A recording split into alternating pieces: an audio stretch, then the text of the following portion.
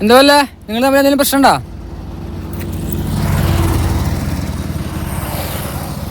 എല്ലാ പശുവായിട്ടും നീ ഇങ്ങനെ ഏറ്റുമുട്ടി കഴിഞ്ഞാൽ എങ്ങനെ ശരിയാവാ? പട്ടികള്, പശുക്കള്, മനുഷ്യന്മാരെ മാത്രം പേടി. നിന്നെക്കാട്ടും വലിയൊരു ആൻറ്റിയില്ലത് അല്ലേ? അതിന്റെ അടുത്ത് പോയിട്ട് മേർക്ക് കയറി നിൽക്കണം. ചാടാ അവസരം കിട്ടിപ്പോ ചാടും. ചാടുന്നു അറ്റാക്ക്. വെല്ല വിട്ടു ഇപ്പൊ കുത്തും. വെല്ല പേടിച്ച് ചെല്ല്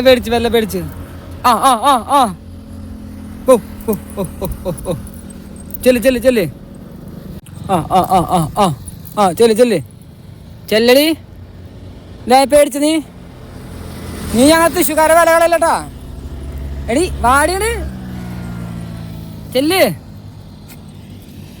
എന്താ വല്ലേ നീ വന്ന നിനക്ക് ഞാൻ സാധനം ഉണ്ടാക്കി വെച്ചിട്ടുണ്ട്. കൂടിൻ്റെ അകത്ത് കയറി കൂട്ടി കയറി. തണ്ണിമത്തൻ ആ തണ്ണിമത്തൻ മുഴുവൻ കഴിച്ചിട്ട് ബാക്കി വർത്താനം പറഞ്ഞാൽ മതി. പല്ല നീ അനക്ക് തന്നില്ലേ? നിറവയറാണല്ലോ, ഞാൻ തരാട്ടാ. നീ കഴിക്ക്.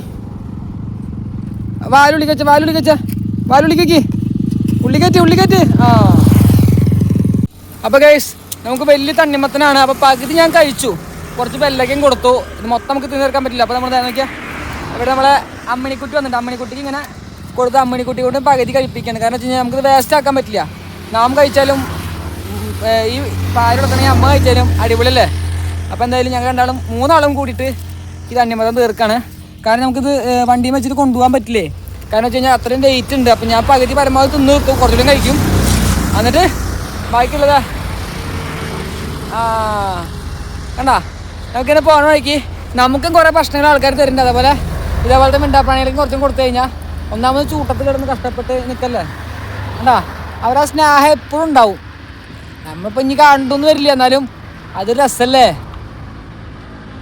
അല്ല മൊത്തം ബാ ഒരു പരിചയത്താണ് സന്തോഷമായി അവൾക്ക്.